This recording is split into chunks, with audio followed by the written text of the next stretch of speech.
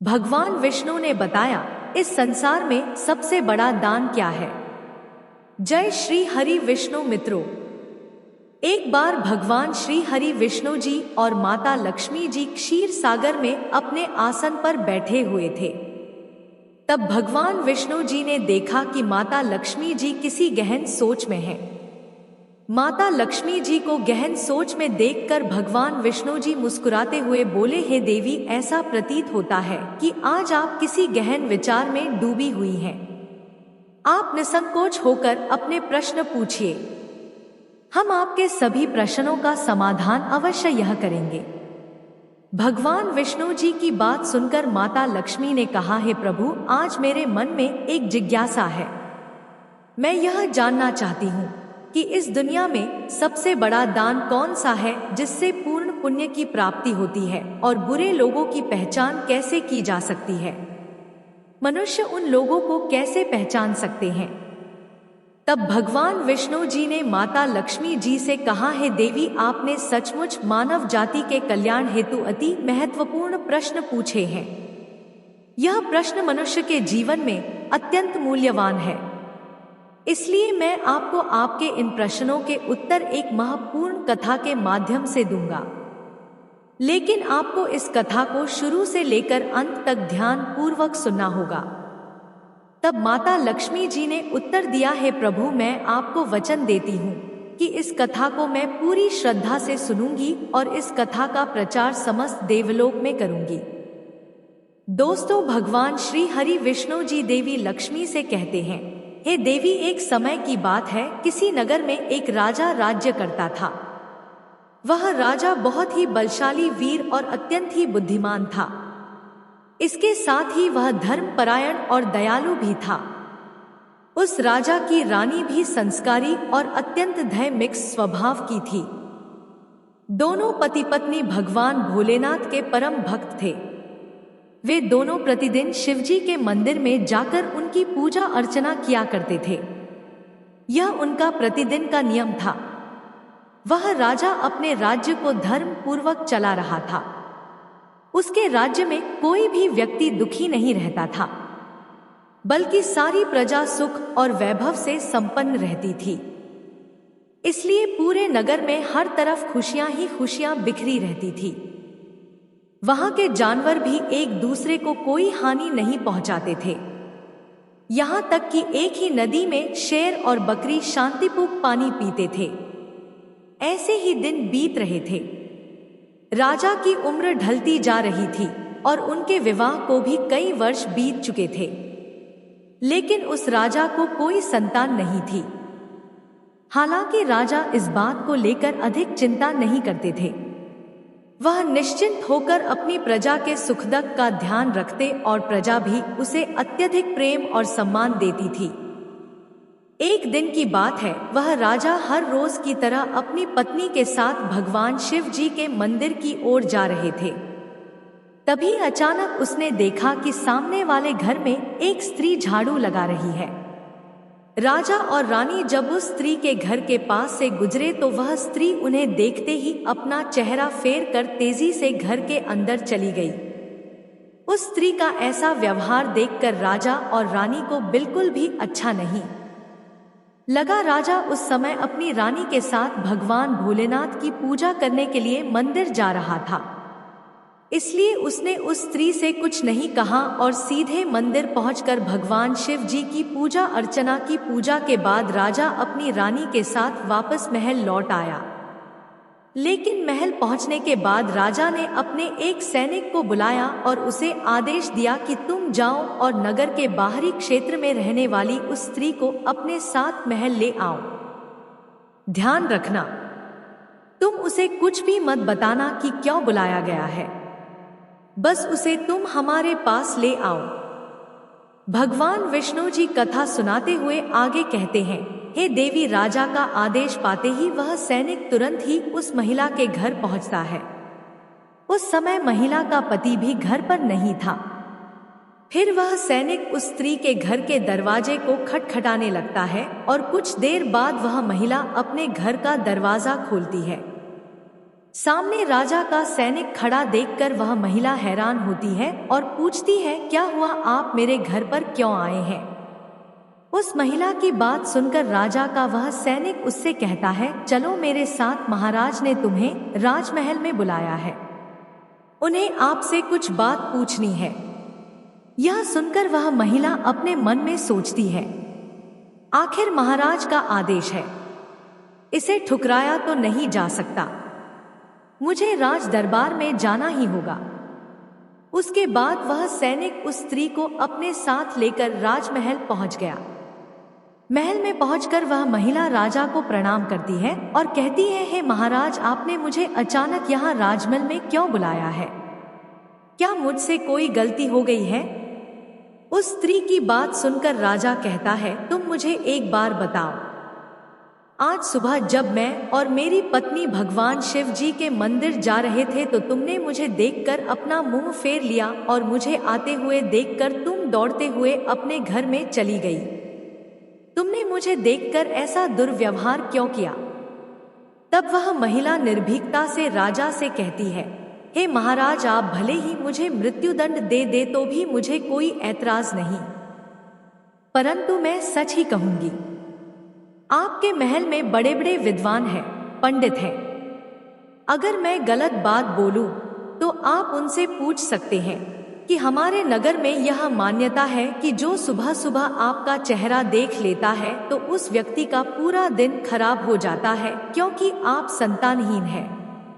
अभी तक आपको संतान की प्राप्ति नहीं हुई है, इसी कारण मैंने आपका मुंह देखकर अपना मुंह फेर लिया था और अपने घर के अंदर चली गई थी।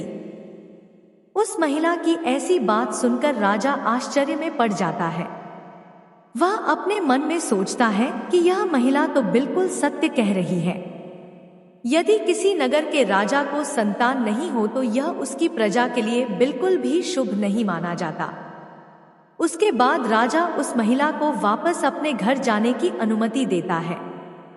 फिर राजा अपने मन में यह विचार करने लगता है कि अब मुझे भगवान शिव जी के मंदिर में जाकर संतान प्राप्ति के लिए यज्ञ करना चाहिए।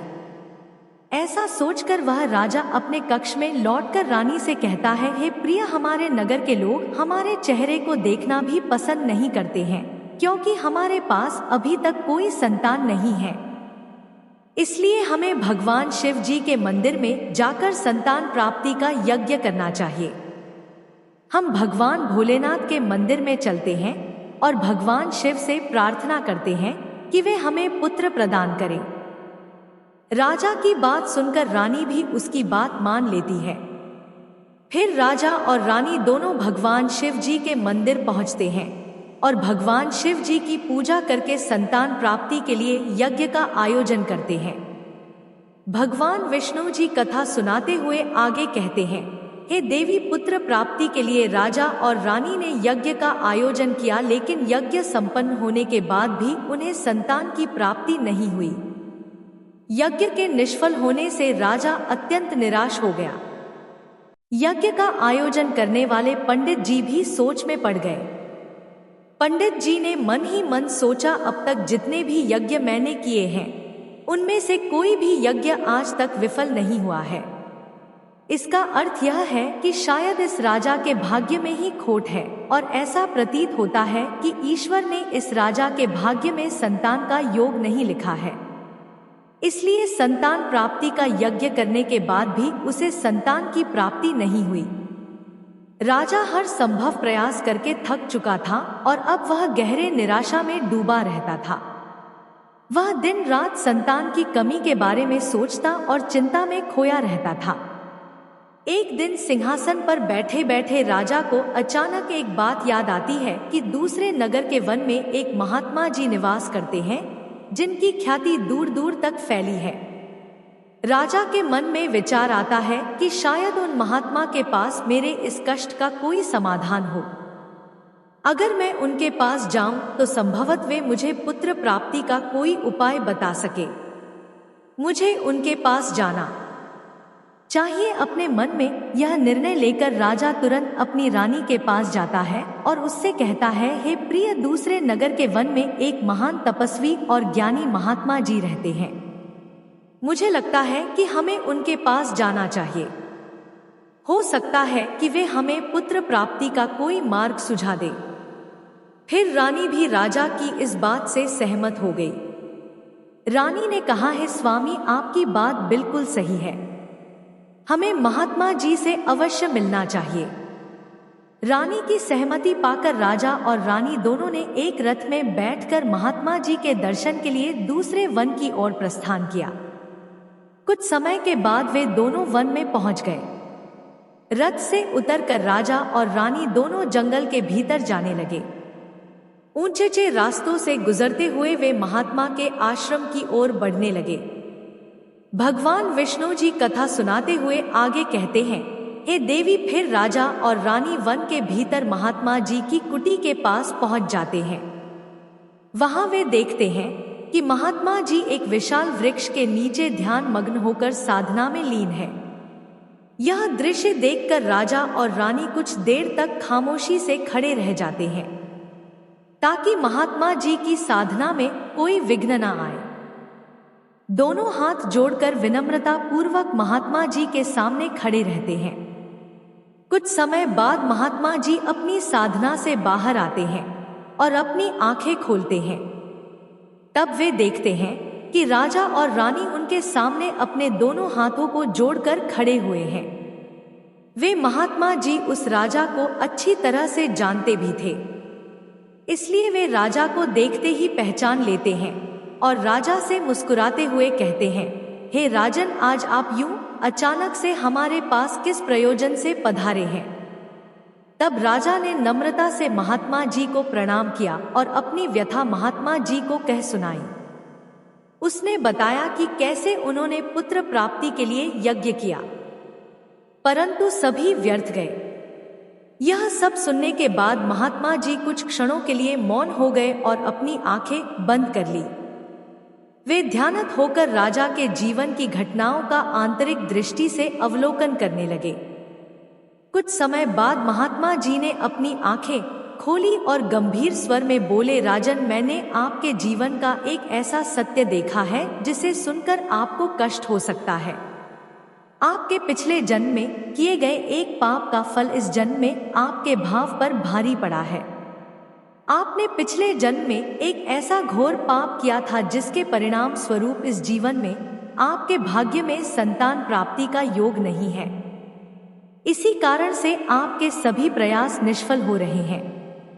भगवान विष्णु जी कथा सुनाते हुए आगे कहते हैं, हे देवी। महात्मा जी की बातें सुनकर राजा उनके चरणों में गिर पड़ा और विनती करते हुए बोला है, महात्मा, कृपा करके आप ऐसा मत कहिए, आप ही हमारे दुख को हरने का कोई उपाय सुझाए।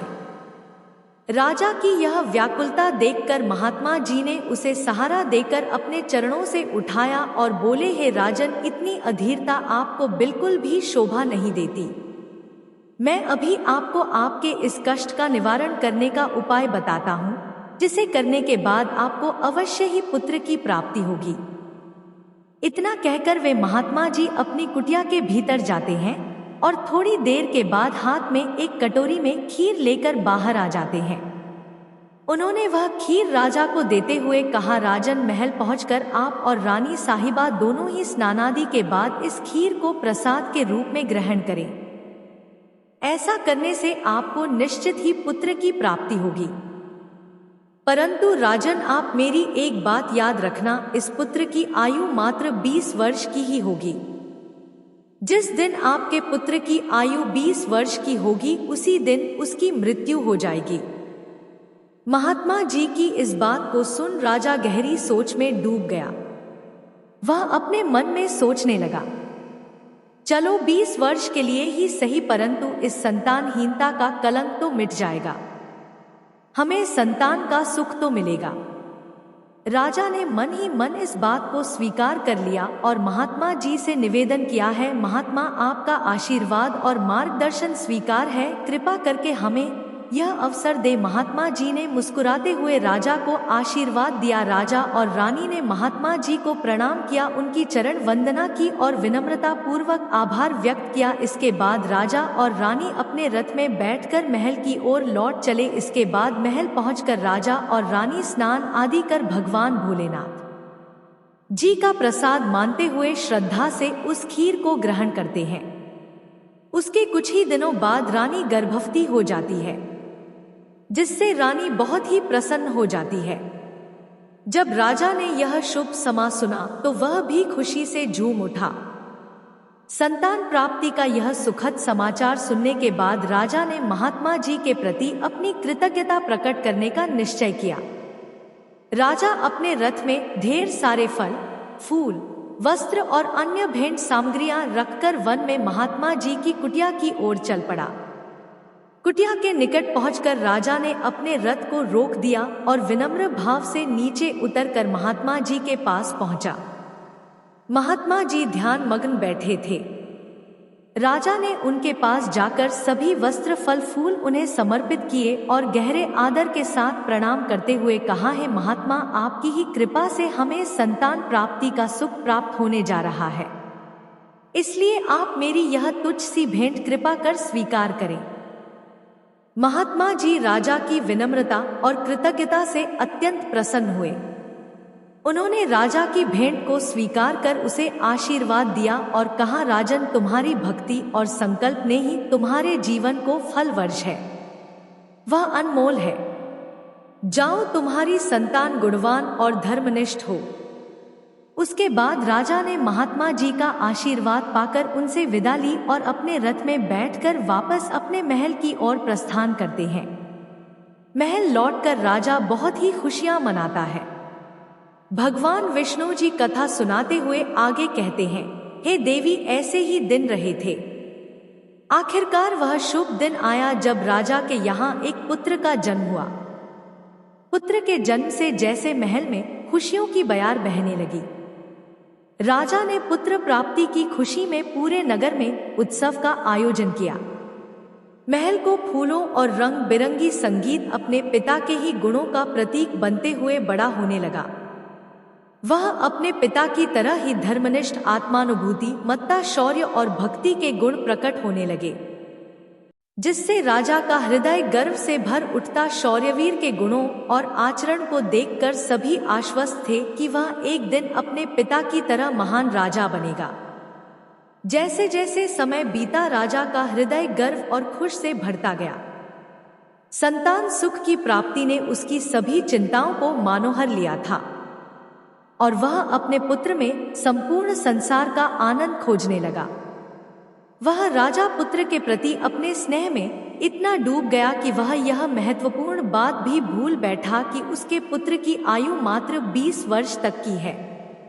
भगवान विष्णु जी कथा सुनाते हुए आगे कहते हैं, हे देवी, फिर एक दिन जब उस राजा को यह बात याद आती है कि उसके पुत्रवर की आयु मात्र 20 वर्ष की ही है, इसलिए जब राजा के पुत्र शौर्यवीर की आयु 15 वर्ष हो जाती है, तब वह राजा दिन रात पुत्र के भविष्य को लेकर व्याकुल रहने लगा। इस बीच एक अन्य नगर में एक महापराक्रमी राजा का राज्य था। उस राजा की एकमात्र पुत्री थी जो अपनी सुंदरता और दयालुता के लिए प्रसिद्ध थी। वह देखने में ऐसी लगती थी मानो स्वर्ग की अप्सरा स्वयं धरती पर उतर आई हो।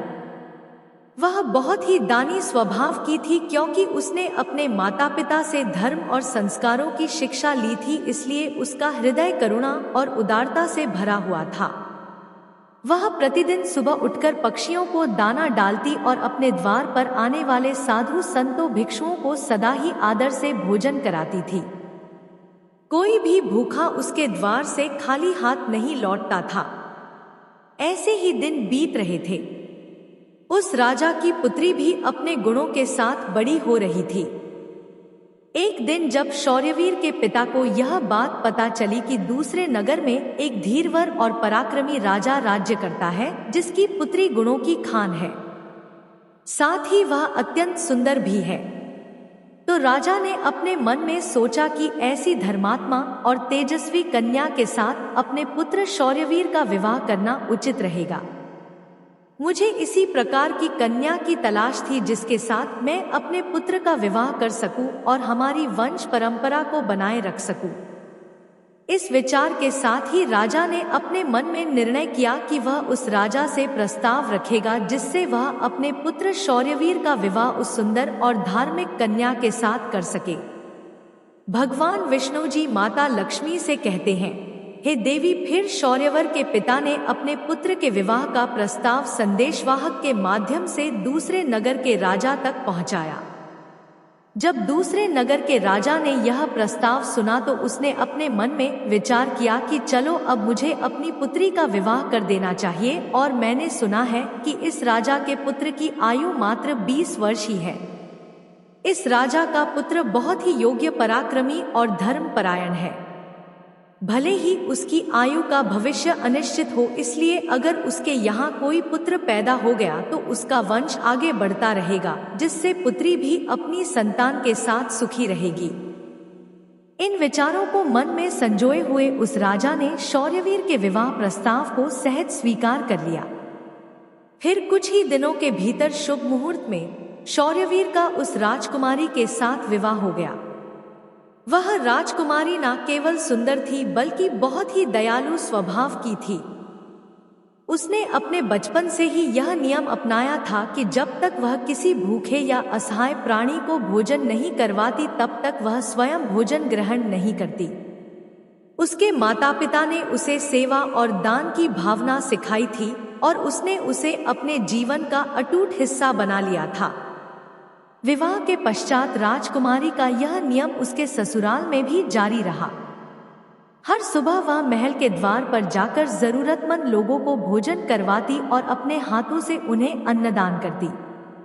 उसकी यह दया भावना देखकर महल के सभी लोग उसका बहुत सम्मान करने लगे थे। अब हमारी कथा यही समाप्त होती है। अगर आपको हमारी वीडियो पसंद आई हो तो हमारे चैनल को लाइक और सब्सक्राइब करें। कमेंट बॉक्स में जय श्री राम अवश्य लिखें। राधे राधे।